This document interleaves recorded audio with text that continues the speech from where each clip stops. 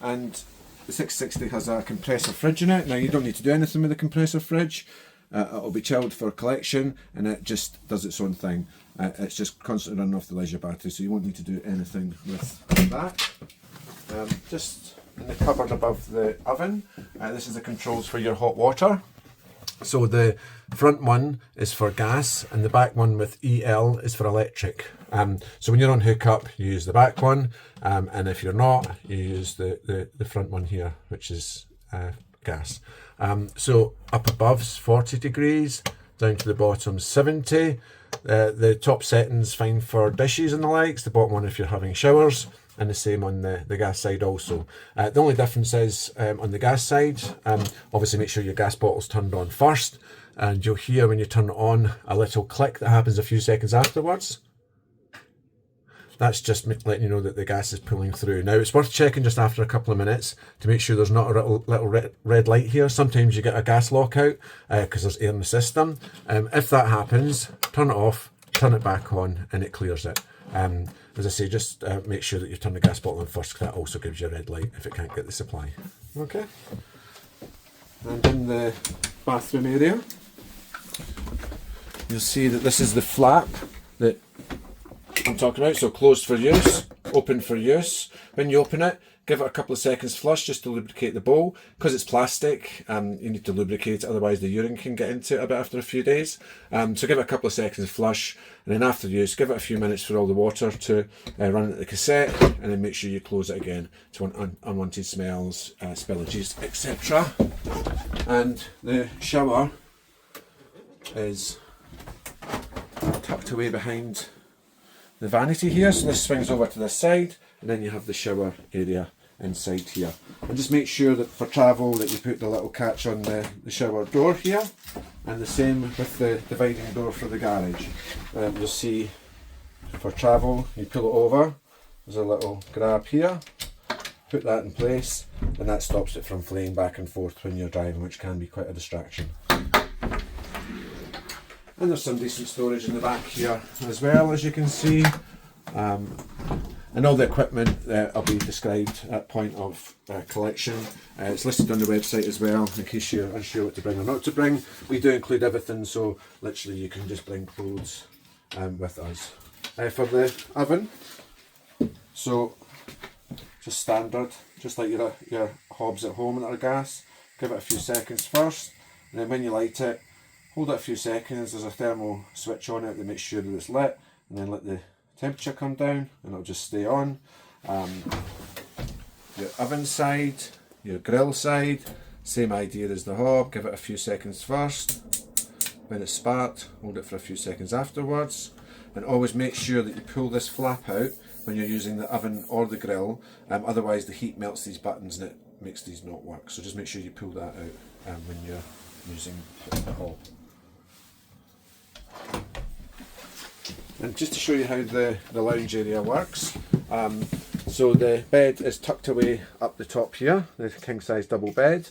So there's two steps to setting the lounge up for sleeping. Just under the sink here, you'll see that there's a button for the table. So you press and hold the table button, and the table will recline to the ground level. Now as long as it's at the level of the seats, like there, that's fine. And then you'll then see there's another button here just next to the table button for the bed. Now you press the bed button, you press it, keep holding it, and it will come down to ground level.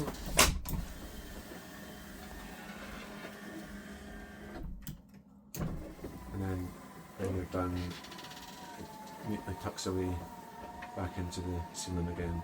Now just make sure that the driver's seat and the passenger seat are slid forward slightly when you bring the bed down, otherwise it can catch on the back of the headrest. Just make sure you pull them forward first. And just to explain the skylights, so there's three the same as this, and then there's one big one in the middle. So the way these work, you'll see there's a little lock at the back corner here. Undo the lock, and then twist the button here to open it. Now make sure all windows and skylights are all closed for travel. They're made of plastic, and if they're opened while travelling, the wind can rip them off, and they're quite expensive to replace. So please make sure you close them for travel. And for your blackout blind, just see there's a wee clip here that you just pinch together, slide it over, and then it holds in place. And the same with the fly screen. Now, slight differences to the main big one just in front of the fridge here. So you'll see there's a wee handle that you clip out here, and then you spin it, and you'll see that that opens the skylight.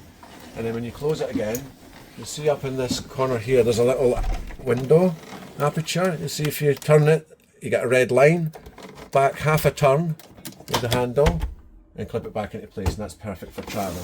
And you've got blackout and fly screen on there as well.